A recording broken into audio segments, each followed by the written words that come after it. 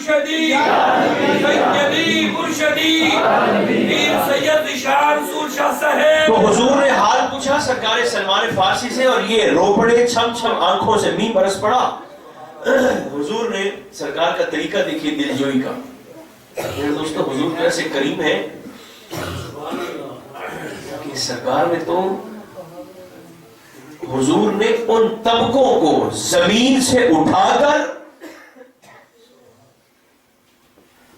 صرف منبروں پر نہیں، حضور نے تخت پر بٹھا دیا. ایک زمانہ وہ بھی تھا کہ جب ان کی بولیاں لگتی تھی، بولیاں، اور ایک زمانہ وہ بھی دیکھا وقت نے وَالْعَصْرِ إِنَّ الْإِنسَانَ لَفِي خُسْرٍ. اللہ فرماتا ہے مجھے زمانے کی قسم ہے. کس چیز کی؟ زمانے کی، جو کہ اس صورت میں انسان کے خسارے کا ذکر ہے، اور انسان کے گھاٹے پر سب سے پہلا گواہ خود یہی زمانہ ہوا کرتا ہے. انسان کے نقصان پر یہ سب سے پہلا گواہ زمانہ ہے. میرے دوستو بتاؤں کیسے؟ اسی زمانے میں بڑے بڑے لوگوں کو تخت کے اوپر بیٹھے بھی دیکھا ہے، اسی زمانے نے ان تخت نشینوں کی خاک کو بھی اٹھتے دیکھا ہے. دیکھا ہے کہ نہیں دیکھا؟ بالکل اسی پر بولو بھی تو صحیح نا. مثال کے طور پر آپ کو ایک مثال دیتا ہوں. آل ساسان، آل ساسان یہ وہ خاندان ہے جس نے ایران پر 3150 سال تک حکومت کی ہے. آل ساسان کے 150 افراد نے یکے بعد دیگرے ایران پر 3150 سال تک حکومت کی ہے. وقت نے وہ زمانہ بھی دیکھا ہے اور وقت یہ دور بھی دیکھ رہا ہے کہ آج آپ میں سے کسی نے آل ساسان کا آج سے پہلے شاید ہی نام تک بھی نہ سنا ہو. ایک وہ زمانہ تھا، ایک یہ زمانہ ہے. تو یہ وقت چونکہ مشتاق احمد یوسفی اردو کے بہت بڑے ادیب ہیں، وہ کہتے ہیں مٹ گیا مشتاق دل سے رنگ یاد رفتگاں، پھول مہنگے ہو گئے قبریں پرانی ہو گئی. یہ زمانہ اسی زمانے نے دیکھا ہے کہ بلال حبشی مار کھا رہا ہے، اور اسی زمانے نے پھر دیکھا کہ وہ بیت اللہ کی چھت پہ چڑھ کر اللہ کا نام بھی بلند کر. فتح مکہ کے موقع پر لوگوں نے حضور سے کہا حضور یہ چونکہ بلال یہاں سے مکہ سے گیا نا، بکتا بکا تھا، مکہ سے گیا، تو حضور آج آزان بلال نہ دے، مکہ فتح ہو گیا. تو آقا آج آزان بلال نہ دے، آج حضور کسی اور سے کہتے کہ وہ آزان دے. چہرہ مصطفیٰ پر جلال کی سرخی آئی. سرکار نے فرمایا تم عجیب انسان ہو، صحراؤں میں اذان دینی ہو تو بلال تھا، میدان جنگ میں اذان دینی ہو تو بلال تھا، جنگلوں میں سردی میں گرمی میں اذان دینی ہوتی تھی تو بلال تھا. آج جب عزت دینے کی باری آئی ہے تو تم کہتے ہو کہ کسی اور کو اذان دے. اذان آج بلال ہی دے گا، اور فرش کعبہ پہ نہیں، کعبہ کی چھت پہ کھڑا ہو کر اللہ کا نام.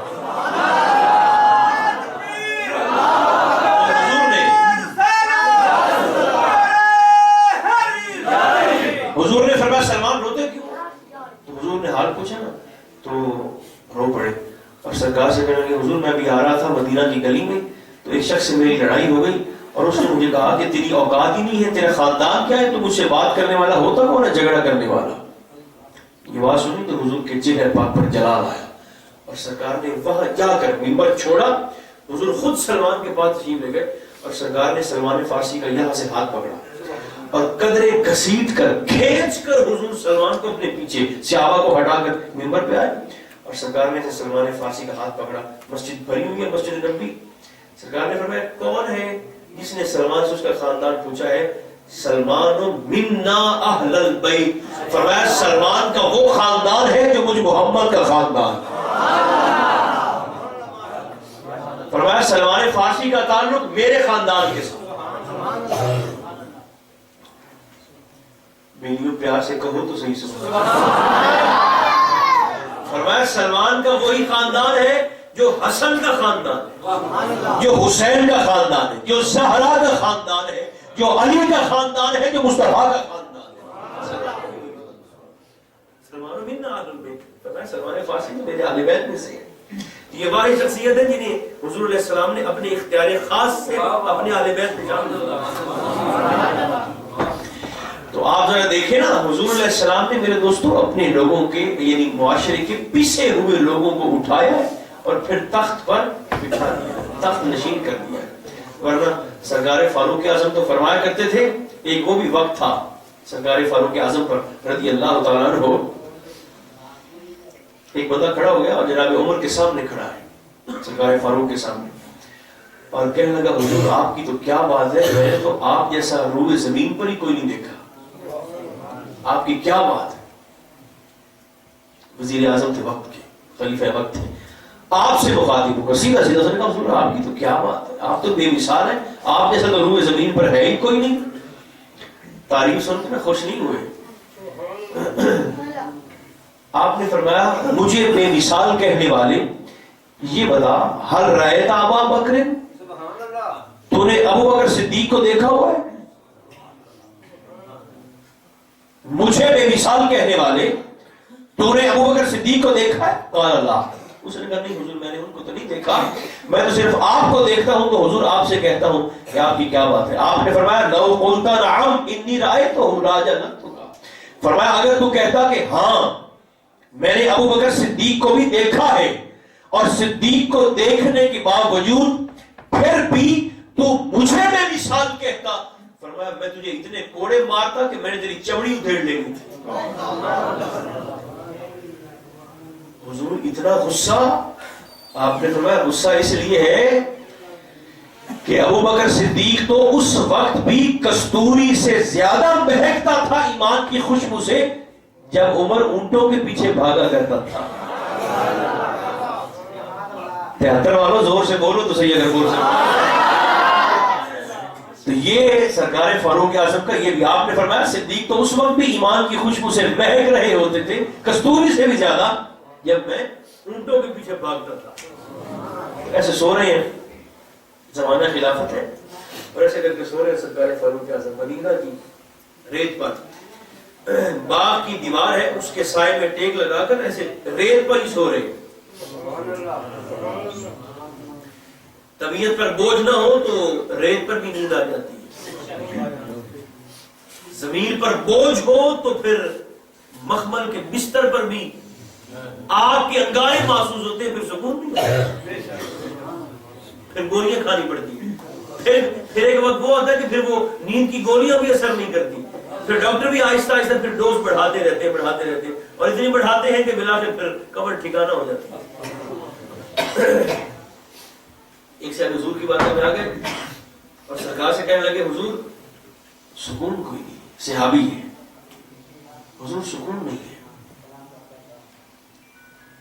سرکار نے فرمایا اذهب فی الدنیا فریح القلب والجسد، فرمایا دنیا سے کنارہ کر لو، دنیا میں رہ کر دنیا سے کنارہ کر لو، تھوڑا جا چھاڑنا کاروبار میں پاس ہو جا. فرمایا دنیا میں رہ کر دنیا سے کنارہ کر لو، اللہ تمہارے جسم کو بھی سکون دے دے گا، تمہارے قلب کو بھی راحت عطا فرما دے گا. دنیا میں رہ کر دنیا سے کنارے کا مطلب یہ ہے کہ پیسہ اگر اکاؤنٹ میں پڑا ہو، بینک کے اکاؤنٹ میں، تو نو پرابلم، ٹھیک ہے. لیکن اگر یہی پیسہ دماغ میں آ جائے، لاکر والا پیسہ دماغ میں آ جائے تو بیڑا غرق ہو گیا. اگر سونا لاکر کے اندر پڑا ہو تو ٹھیک ہے، لیکن اگر یہی سونے کا خوڑ دل پہ چڑھ جائے تو دل کو مردہ کرنے کے لیے ایک تو نہیں کافی، دونوں میں تو صحیح ہے. تو اب پتہ ہی میں کیا کہہ رہا تھا. سرکار فاروق اعظم جزاک اللہ، حال آپ کا بھی میرے جیسا ہی ہے، ورنہ آپ کو یاد تو ہوتا. سرکار فاروق اعظم سے سو رہے ہیں اور روم سے ایک شخص آ گیا، بڑی معروف اور معتبر روایت ہے روم سے، بلکہ یہ بھی سناتا ہوں، یہ انشاءاللہ یاد رہے گی. جب سرکار سعد بن ابی وقاص نے شام کو فتح کیا تھا سرکار فاروق اعظم کی فوجوں نے، اور وہاں کے لوگوں سے کہا کہ لاؤ بھائی جزیہ لاؤ، ٹیکس دو اسلامی حکومت کو، تو وہاں کے شام کے عمرا نے کہا ہم آپ سے ڈیل نہیں کریں گے، اپنے امیر کو بلوائیے. فاروق اعظم تو سرکار سعد نے خط لکھا تھا کہ حضور، وہ کہتے ہیں اپنے امیر کو بلائے، ان سے ہم بات کریں گے، آپ سے ہم ڈیلنگ نہیں کرتے کہ معاملات ہم نے کیسے طے کرنے. سرکار فاروق نے فرمایا ٹھیک ہے فلاں تاریخ کو میں آؤں گا. خط میں جواب بھیج دیا. اب جس دن آپ نے جانا تھا مدینہ سے نکلے ہیں، کوئی پروٹوکول نہیں، پروٹوکول کوئی نہیں. کوئی دستہ نہیں ہے حفاظتی دستہ ساتھ، بالکل بھی نہیں، کوئی حفاظتی دستہ بھی ساتھ نہیں ہے۔ گزارش یہ ہے، آج لوگوں کی، حکومتی لوگوں کی یہ کیفیت ہے کہ وہ مسلمان محافظ بھی اپنے ساتھ رکھنے سے ڈرتے ہیں۔ عیسائی محافظوں پولیس والوں کا دستہ ہے جو رانا ثنا کے ساتھ ساتھ پھر رہا ہے کہ کہیں مجھے کوئی گولی مار کر جہنم میں رسید نہ کر دے۔ زمین پر جب بوجھ ہوتا ہے نا، زمین پر جب بوجھ ہوتا ہے تو پھر ایسے ہی معاملات ہوتے ہیں۔ تو رانا ثنا کا جو ہمارا وزیر قانون ہے، اس خبیث کا جو دستہ ہے، حفاظتی دستہ، اس نے کہا کہ مجھے اس میرے دستے سے مسلمانوں کو نکالو، عیسائی ڈال دو، عیسائی پولیس والے میرے ساتھ ہوں، مسلمان میرے ساتھ کوئی نہ ہو۔ اگر کوئی زندہ زمین میرے پاس میرے ساتھ ہوا تو بتی دیا بتی نہ پار کر دے ہوئے۔ اس نے کہا عیسائی ٹھیک ہے، مسلمانوں کو چھوڑو بس۔ گزارش ہے کہ ووٹ بھی ہوش نہ آتے ہو۔ ہم سمجھتے ہیں کہ پتہ نہیں یہ نالی کیا نا، نالی یہ ہمارے ووٹ کی قیمت ہے۔